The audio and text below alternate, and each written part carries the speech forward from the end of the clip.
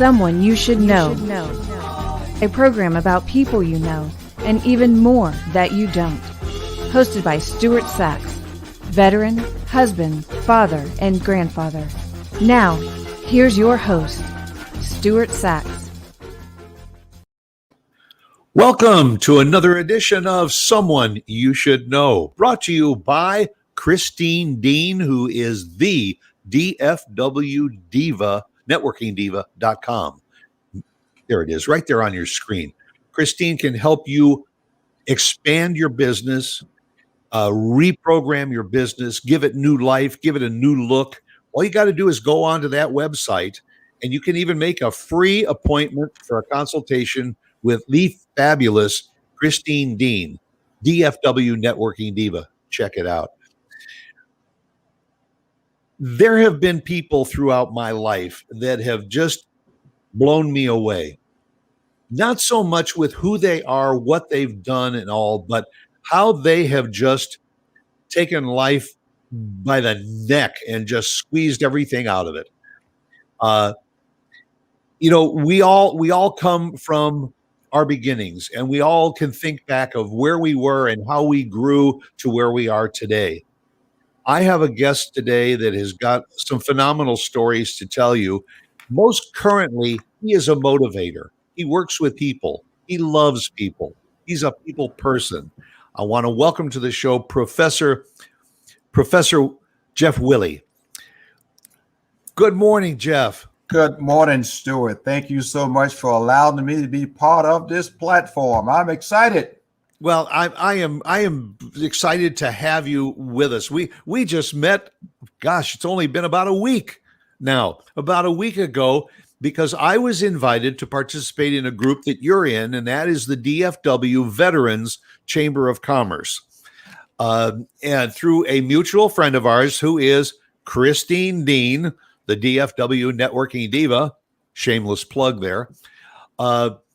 She is part of the Veterans Chamber of Commerce. You are a veteran. I thank you for your service. I am a veteran. The Veterans Chamber of Commerce, I was surprised to learn, is a relatively new organization, especially in the DFW area. I don't even think it's a year old yet. No, it's not. Yeah, Christy Remmel and Christine Dean put it together and all, but it is along the same lines of the traditional Chamber of Commerce, and that is built, bringing together people to interact and network with each other. But the special thing about the Veterans Chamber of Commerce is it's getting veteran-owned corporations to partner up and marry up with veterans for the benefit of both of them. And that just kind of really falls right into your lap because you have your own company, Jeff Willie Leadership. And I want you to start a little by telling people, what is Jeff Willie Leadership and how did it form? That is a phenomenal question. Let me just say thanks, Stuart. Thank you for your service. I appreciate the time that you spent serving this country, and I thank you for the continue to serve this country and also support our veterans business, and I appreciate that. And my shout out to Christine Dean, who is a major player in the Dallas-Fort Worth Veterans Business Chamber of Commerce. So Christine, thank you for sponsoring this program, and thank you for being an advocate for veterans. Christine's son is currently at Dice Air Force Base in Abilene, Texas, serving in the Air Force. So Christine, thank you for your service and thank you for supporting your son. So I always got to give a shout out to our veterans and the men and women that are listening on this platform. And because I always tell people, Jeff Willie Leadership is not about me. But to answer your question, Stuart, do you mind if I share a story of the importance of leadership? Hey, this platform is yours, my friend. Okay.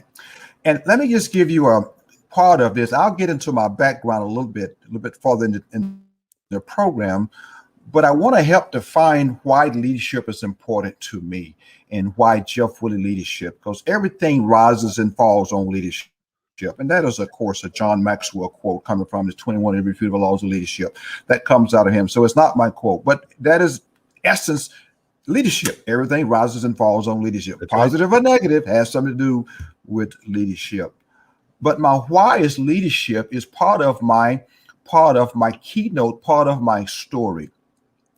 I ask the question sometimes, what's your definition of leadership? And as you know, Stuart, there's so many different responses to that question. There's a litany of answers to that question. And I try to define it this way, is that when you walk into an organization, you can tell immediately, you can feel something. You can feel positive or you can feel negative, but something in your gut tells you this is a place to be or this is not the place to be. And sometimes you stay there for periods of time feeling this is not the place to be, or you stay there indefinitely for a longer period of time because this is the place to be because of leadership, because of the culture that's been created. I've taken people back to the time that I felt leadership was ineffective. And you notice I said the word feel. Feel. When I was 5 years of age, around that time frame, there was something about my school leadership, not the organization. There was something about my church leadership, not the church, but the leadership of those two institutions. In an African American community where I grew up, those two organizations are the pillar of the community, the church and the school. That's where we gain our knowledge. That's where we gain about the outside resources. We go through the church, ask questions, they serve us. We go through the school, they serve us. But at 5 years of age, I could feel something indifferent in my spirit, in my conscience, that this wasn't right. The leaders of the institution was not inspiring me, was not encouraging me, was not giving me hope, was not modeling what I call valued behavior. I did not see that. But something told me that this is not right. Most people accept it as a norm, but with something in my spirit accepted it as abnormal. And so when I talk to people about that, I said, guys, I didn't start leadership when I entered the Air Force. Yes, I learned some definitions. I didn't really start leadership when I started the John Maxwell team. I learned some definitions. I didn't start leadership when I started teaching leadership at the college level. I learned some definition. Through my life, I was a practitioner of leadership because the leadership, Jeff Willie leadership, goes to my why, that everything rises and falls on leadership. It is significant that we lead ourselves well because we cannot give what we do not have. And that has been the undergirding of my leadership. That's why it goes back to when I was a small child saying we need to define leadership based on values, because Stuart, when I'm talking to that principal of that school, when I'm coaching church leaders, part of my conversations that you are talking to the 5-year-old me, because there's another 5-year-old me looking for inspiration, looking for hope, looking for desire, looking for someone to encourage them. So that has been the undergird and the foundation of Jeff Willie leadership. Would you say that it's normal or unusual that you were able to recognize this at age 5? As you were saying that, I'm thinking about when I was 5 years old and all I wanted to do is get out of the house and go play in the vacant lot next door, but at the age of 5 to recognize in your church and in your school that there was a lack of leadership, that to me signals that there was just something inside of you that said, I kind of know where my future is going. I tend to, this is part of my response to that. Even at the age of 5, you feel it. But what we don't have at the age of 5 is the emotional intelligence and the vocabulary to express it. That's what we're lacking, because we can feel the indifference. Remember, an animal, especially a horse or even a dog, they can feel when you like them. How do we express it? They walk away or they strike at you, but they can feel when they are not comfortable around you. And so as a small child, I can feel, even though I did not have the emotional intelligence to express, vocabulary to express, it's what I'm saying, because we don't have the vocabulary to define it. But there's a sense that I don't want to be around that person. What I share with educators with that is that when that son walks into that classroom, or that 5-year-old or that 6-year-old walk into that classroom, they know what they say is, the teacher don't like me, but they can't really express it. They just express it that way. The teacher don't like me. And when the teacher don't like me, that dampens and stems and tightens up my brain. So I tend not to learn. And so my academic level is diminished significantly because the leader don't like me, because you learn from people that you like, or that like you. Yeah, and it's interesting because I just struggled in elementary, middle school. It wasn't until almost halfway through high school that I really kind of connected to what studying was all about. But when I had trouble in school, I found it easier to blame it on the teacher, to say, "Oh, the teacher doesn't like me." And it wasn't that the teacher didn't like me, because all of my teachers always said, if he would just apply himself, he could be a good student. And so I think that's part of the leadership too. And again, when we are children, we look to our parents as our primary leaders. They're the ones that are either going to reject us, or they're the ones that are going to pat us in the butt and tell us to move forward and move on up. Is that a fair thing to say? That's an absolutely fair thing to say. Let me give you a word. Now, I'm trying to think of the person that came up with this quote, and I cannot, but I'll give you a couple of things that talks about that. And I've used this quote quite often, and I just kind of give it the credibility of unknown, because it's not mine. I didn't create it. I found it somewhere years ago, and all I can say is unknown for the credibility for it, the resource for it. Low expectations from a teacher will cause a child to fail. Low expectations from a parent will crush their soul. That speaks to leadership, because if I have low expectations as a parent for my child, most likely that child is going to reach that self-fulfilling prophecy. And so you have to be very cautious, and not only what you speak into your child, son or daughter, but also what you model in front of them, because most likely, and I would say most likely, that's not unequivocally 100% every time, of course, a person is going to do what people do. They don't do what you say, they tend to repeat what you do. And that's, quote unquote, modeling the expected behavior, because there are quiet leaders that never say, but they model.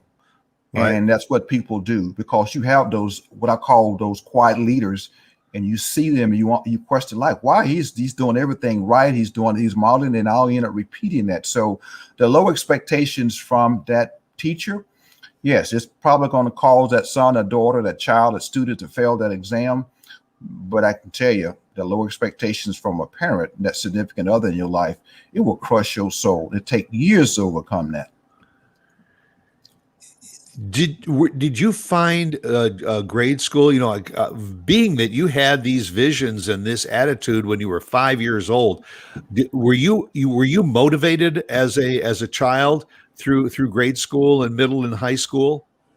I have to say no. That is all. I was kind of a loner, and so I tend to stay by myself, but I was also looking for attention and recognition. And sometimes I started out in a negative way, which is a typical kid. That's just part of our nature. We all want that affirmation. We all want someone to say you're doing good. Right.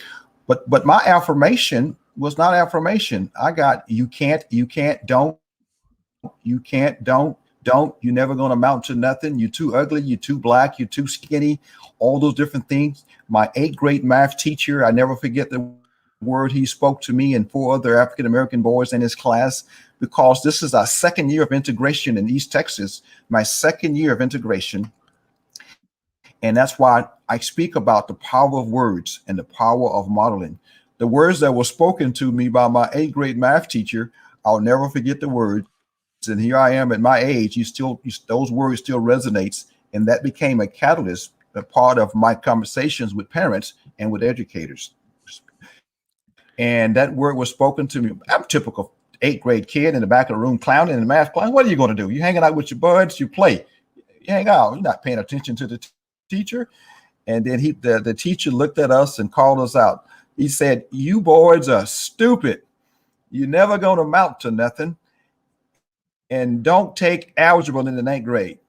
That's what that teacher told us. And obviously you say us, but you obviously speaking directly to me and the rest of the other 4 kids as well. But it resonates as an individual statement to you. And so I can go home and tell my parents, my father couldn't read and write, and the school was a pillar of the community. The teachers had the credibility. Whatever they said primarily went, and that's what parents believed.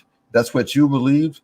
And so you don't share that with your parents. You just keep it to yourself, but it's definitely impacting your behavior and your response. So I didn't take algebra in the 9th grade because the teacher said I was stupid and never going to amount to nothing. So don't take algebra in the 9th grade. So I didn't take algebra in the 9th grade.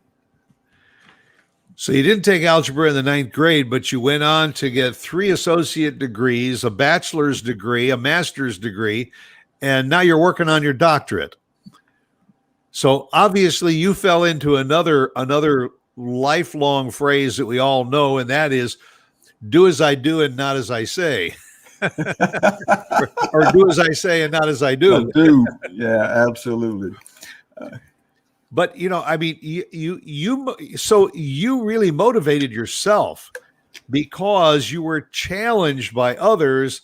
Don't even bother motivating yourself, and that was kind of that extra fluid that you needed to, in fact, motivate yourself even more. Great response. Let me give you the catalyst that changed that. There's a catalyst, a paradigm shift, as an epiphany moment that I had in my life that helped make that transition. To back up a little bit, I was a track star in high school. I was the only one in my high school that went to state to compete at the state level. I was offered track scholarships because of the things, and part of that came out of growing up very skinny, and part of even my siblings at the time said, "This boy is skinny. He's never going to do nothing physically because he's too skinny." And I think when I graduated high school, I was 147, soaking wet. But I had a tenacious and a desire of perfecting and following instructions. My 10th grade track coach by the name of Reggie Day, I had him for one semester of track. And I kind of share this story because the importance of speaking life and direction. And Coach Day challenged me. He challenged me because somehow he recognized the fact that I'm skinny, but I had a work ethic. And even though I was not the fastest on the track team or the strongest on the track team, but he recognized the commitment to work, to perfect those skills. He recognized that. And so he put me into 400 meters. At that time it was 440 yards. Nothing was meters back then in the 70s. And so he allowed me to do that, run one of the legs on the mile relay. Now it's the different. And so I ran the 3rd leg and he timed my split. No big deal. I'm a 10th grader. I didn't know. No, I didn't even know what a split was. I just got out there and ran. But he came back to me after the split and said, and he gave me a nickname at that moment called JW, Jeff Willie. He said, he just started calling me JW. And that's kind of stuck with all my high school classmates, and it stuck with all the people around me, JW. And he said, JW, I'm going to put you in the open 400. I'm going to test you in the open 400. So he tested me in the open 400. He liked my split. And then I had him for one semester. He said, son, you got to work ethic. And he started challenging me in practice, and he was challenging the other track members in practice. Said, guys, keep up with JW. Look at JW. So he was calling them out, encouraging me at the same time.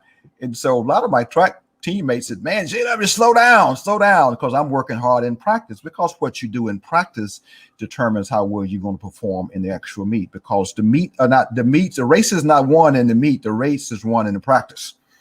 That's right. And so I got good at the practice, and Coach Day recognized that, and he spoke those words to me. I'm going to try to answer your question, but I want to give Coach Day his due. Let me say it this way. He's coaching primarily black boys in high school. That's who's on the track team.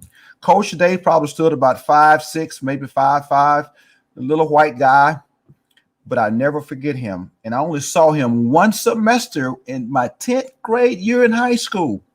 And this is 1974. Just to date myself. Fast forward to 2019.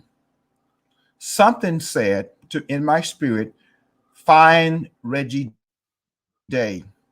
You need to tell Reggie Day what he did for you in the 10th grade. Now, 1974, 2019. I'll let you guys do the math. I'm not doing the math because my teacher said you're not good at math. So here I am, 20 all these years later, still not good at math. But we had a football game in Allen, Texas, and one of my friends was there, and he's a few years older than I am. And I asked Pat Browning, Pat, have you seen Reggie Day? Where is Reggie Day? Something tells me to contact Reggie Day. I just want to share with him what he'd spoken into my spirit and how it had an impact on my life as a 10th grader, 15-year-old. Maybe I may have been 15 years of age. And he said, well, in his East Texas voice, well, Jeff, I think I got Coach Day's number in my phone. Let me see if I have his number in my cell phone. So he looked at his cell phone, and he said, well, let me call him right now. And so he called Reggie Day right there in the stadium at Allen Eagle Stadium in Allen, Texas, and looked over at me and said, Jeff, I got Coach Day on the phone right now. So I went and grabbed the cell phone, and I said, Coach Day, you talking to a guy in his 60s, and you probably in your mid 70s, but to me, you still Coach Day, and I just want to share with you the impact you had on my life in 1974. Speak those spoken words. And Coach Day, the message I have for you that God gave me to share with you, I need to give you your flowers while you're alive, not while you land in a casket and everybody's bringing flowers to your funeral. I want to give you your flowers while you're alive. So I need to come see you, Coach Day. And so in January of 2020, I made a trip to Mineola, Texas, to Coach Day's church. He's the pastor of a church in Mineola, Texas. And I became the speaker that day as the highlight speaker to give Coach Day his flowers in front of his congregation to thank him for what he spoken into my life when I was a 10th grader. I never laid eyes on him until that day. I pulled up in his church and I let him know I was coming. He walked out the church to greet me. That's the first time I laid eyes on him since he left Carthage, Texas in 1974, 10th grade. It was a testimonial 35 years in the making. That it's amazing. And you know what? Based on Jeff Willie leadership, what you saw in that man back in the 10th grade was leadership. Absolutely. And you recognize it and you feel it. And you always honor leadership. And no matter how old you get, and most people stay at organizations, they stay there primarily because someone cares for them.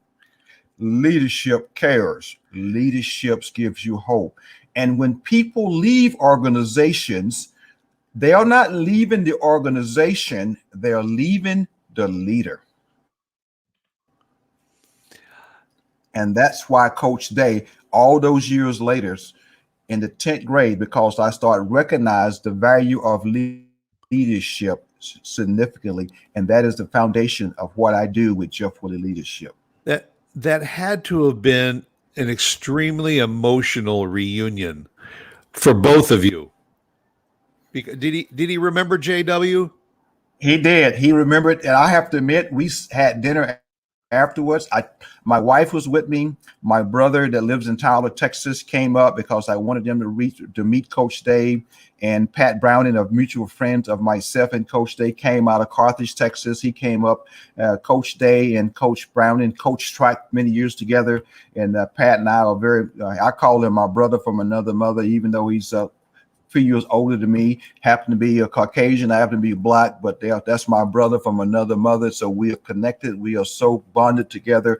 And he showed up. He drove in from Carthage just to be part of that reunion. And I was able to give Billy, which is Coach Day's wife, I actually went out and bought flowers to give her because they had been married for 55 plus years. Oh. And I wanted to recognize, Billy, I never met you before. And you probably had something to do with this gentleman that's sitting in front of us today because you've been married to him for over 55 plus years. But I want to give you your flowers as well. And thank you for allowing this gentleman, this man, this coach to be part of who I am today. So thank you for that. So I was able to edify her, give her flowers, and then to speak to Coach Day and speak to Coach Day's congregation. This is the jewel that helped really shape who I am today. That's a beautiful story, Jeff. And you know, I want to transition a little bit into the fact that right out of high school and all, you went into the service. And of course, those of us that have served in the military know that if you don't believe in leadership and you don't follow leadership, you're going to have a tough time in the service. You were in the Air Force, isn't it? Correct. Yes, sir. And all you spent your career there.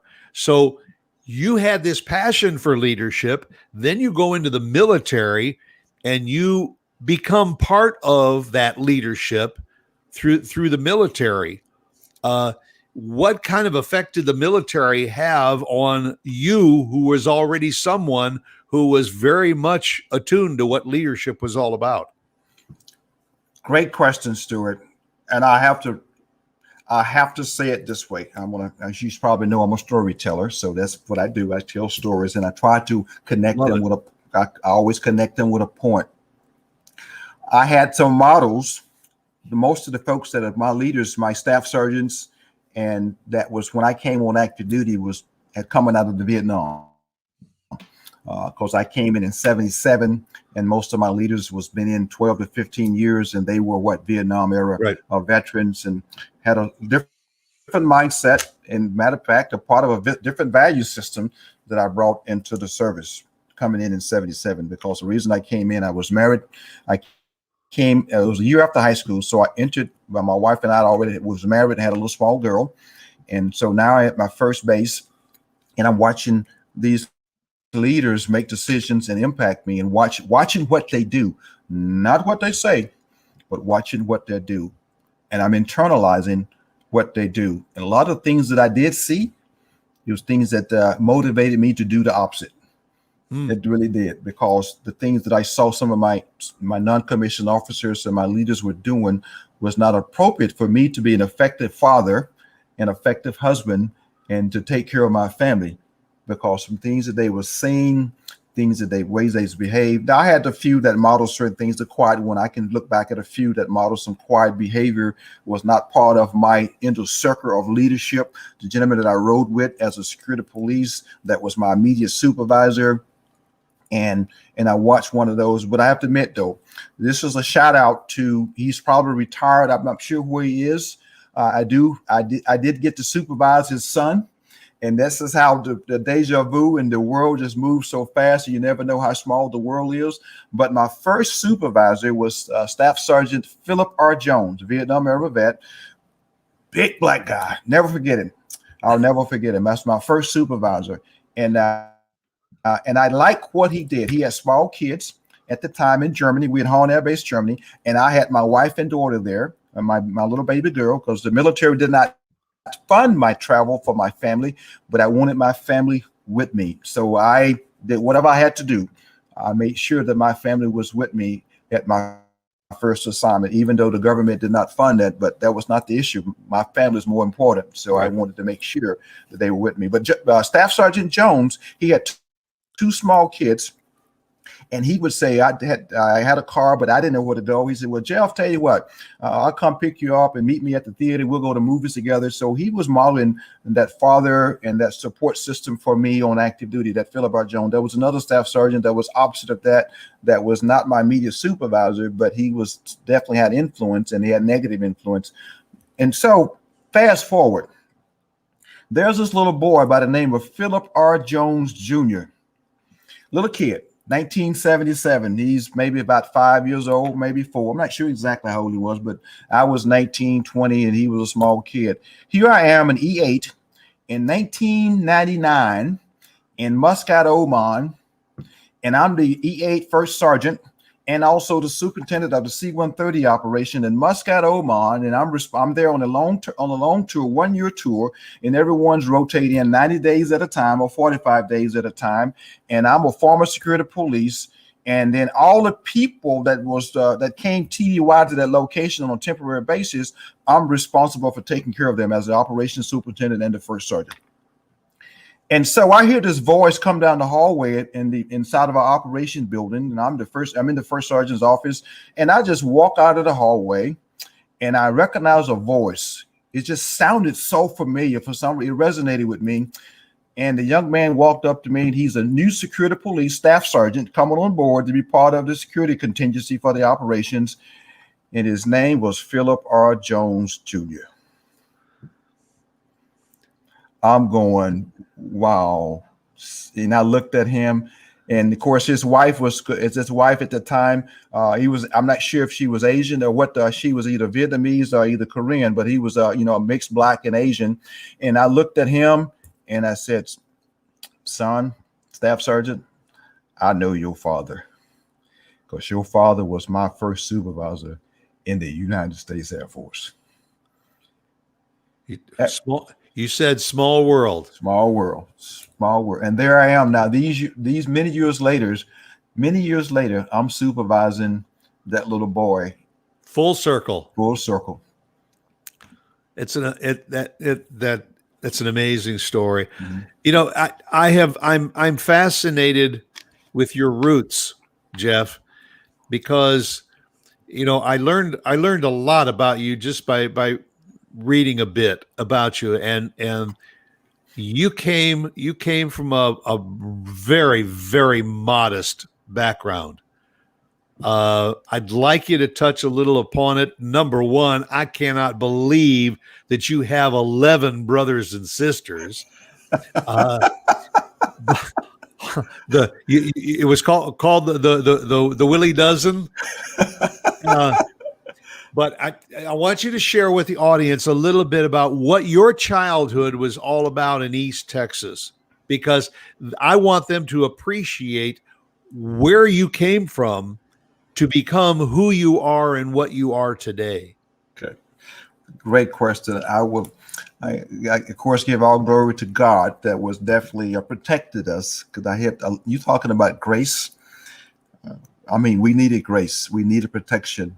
And there's no way, if I think about, and right now in the last, let me say it this way, Stuart, in the last couple of years, as I've been crafting my story, I've been looking back and reflecting, how did we survive living in the woods, literally in the woods, Stuart, a house way off the beaten path into the woods. Anyone in the middle of the night could have drove into the woods, started a fire, and we all would have been history, and no one would have said a word, because it would have blamed it on an accident of the homeowner.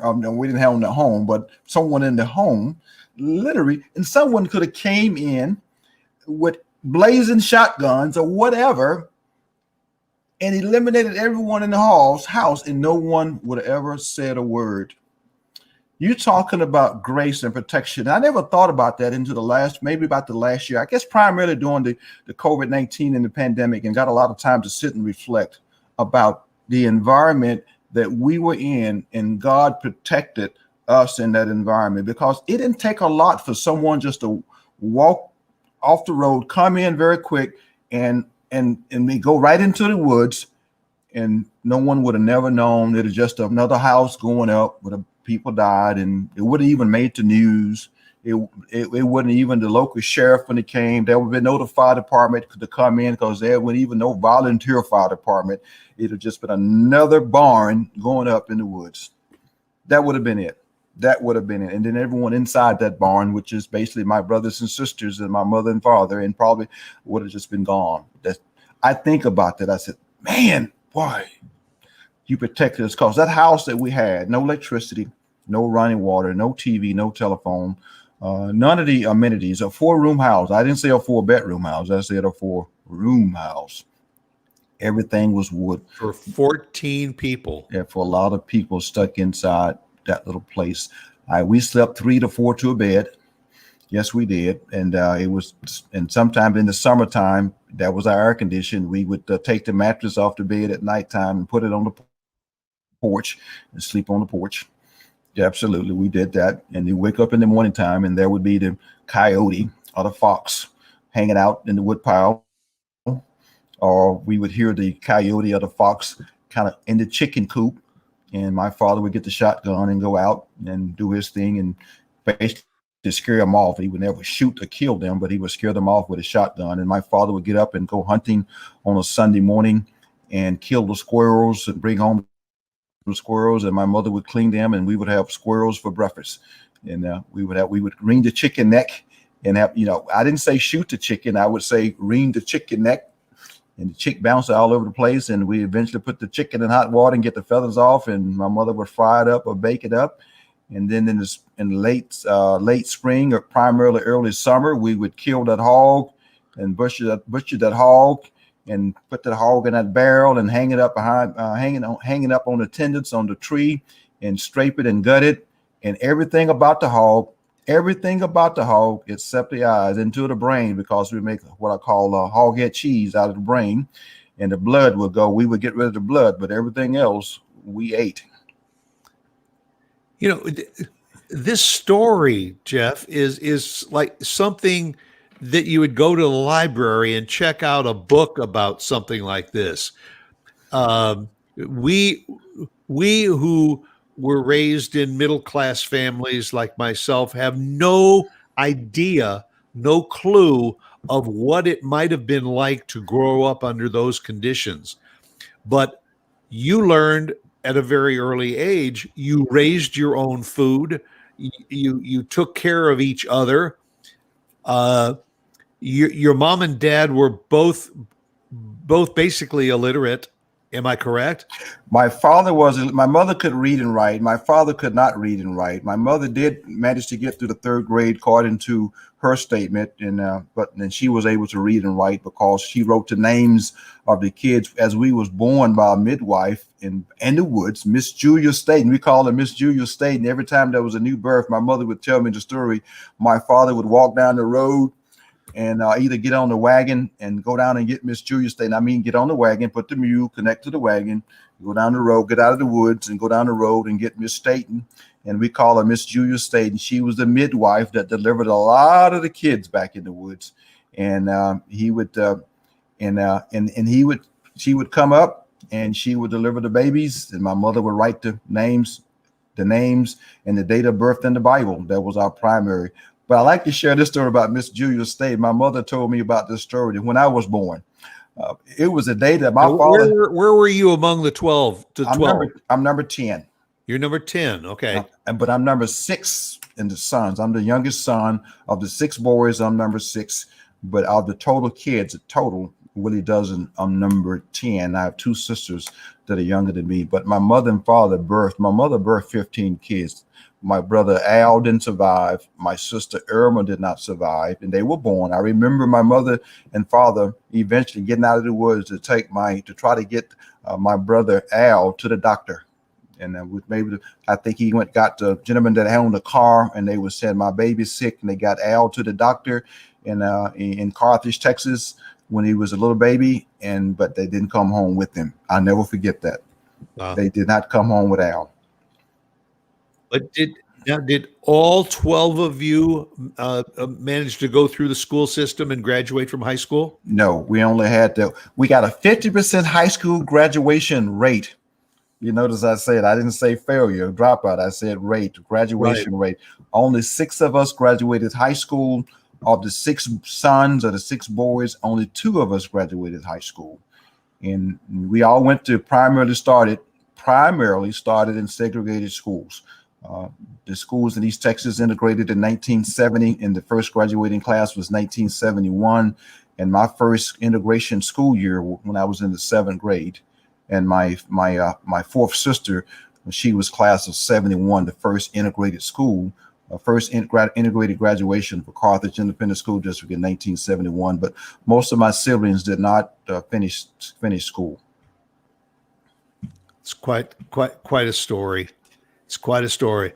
And then you not only graduated high school, went on and served 25 years in the military, went on to get associate degrees, a bachelor's degree, master's degree, and now you're currently going for your doctorate in educational leadership, correct?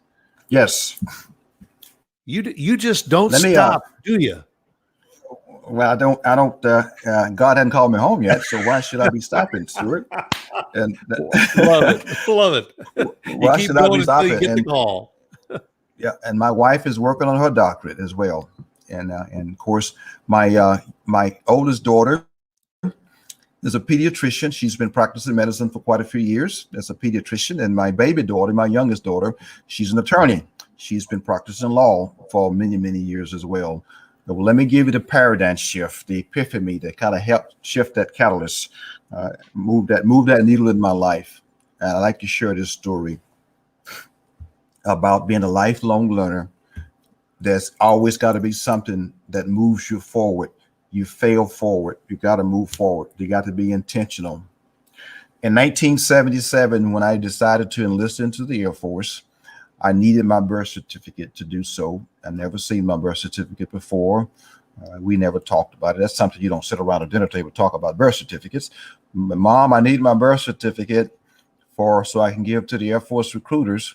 Okay, son. So she gave me my birth certificate, and I drove back to Houston, gave it to the recruiters, and he put the information in the necessary system to get me into the Air Force based on my date of birth. And I never looked at my birth certificate until later. I got a chance to, now that I have the document in my hand, I have time. And now let me read my birth certificate and see what it's saying. Of course, you got all the demographic information, your mother's name, where you were born, the county. And then I saw parent signatures. My mother's signature, Jeff Willie, signed. Father signature block. I saw the letter X. And right below that, the county clerk wrote, "This is Hobie Willie's mark." That's what I discovered at that moment, that my father could not read and write because he signed my birth certificate with an X. And I had an epiphany, Stuart. I sitting there thinking, wait a minute here. I'm going through school. I'm not the best of student, but I can read and write. And I start thinking about when I would bring something home and I want to hand it to my dad. Literally, I want to hand it to him. And it says, "Son, practice your reading." What does it say? Now I start thinking about that statement. I never thought about that. My father would say, "Hey, boy, you need to practice your reading." What does that say? Read it out loud. And his subtle ways of saying, I can't read. But as a teenager, you don't know that. You just do what dad say do. Because he had the leadership skills to get you to read it to him because he couldn't read it himself. He was able to delegate that authority to me and empower me and encourage me and motivate me to do so. But then I had a moment. I said, boy, why could I not, as the last son at the house, Why did I take the time and recognize that my father could not read? I started getting very, very sad. I started thinking about how selfish I was as a teenager, that I did not take time to help my father read. But I'm sure the pride in him which said, no, I can't reveal that. I'm sure he had that type of ego and pride, said no, because my father served in World War II, 42 to 1945, unable to read and write, served his country. And I'm thinking, wow, how selfish I was. Your story is incredible, Jeff. I'm proud to call you a friend and to know, what your history is and how you've developed, and to now paying it forward to other people. And I know that in your line of work and all, you say that people are your business. So I can't thank you enough for taking the time to be with me this morning on the show to talk a bit about Jeff Willie leadership and what you do, where you came from. You're a blessing, my friend. And I thank you for taking the time to be with me and with my audience and sharing your story. Well, Stuart, I appreciate you asking and allowing me to share, hoping something I said would encourage, would motivate, would add value, because I try to use my story as a river, not a reservoir. I don't keep it to myself.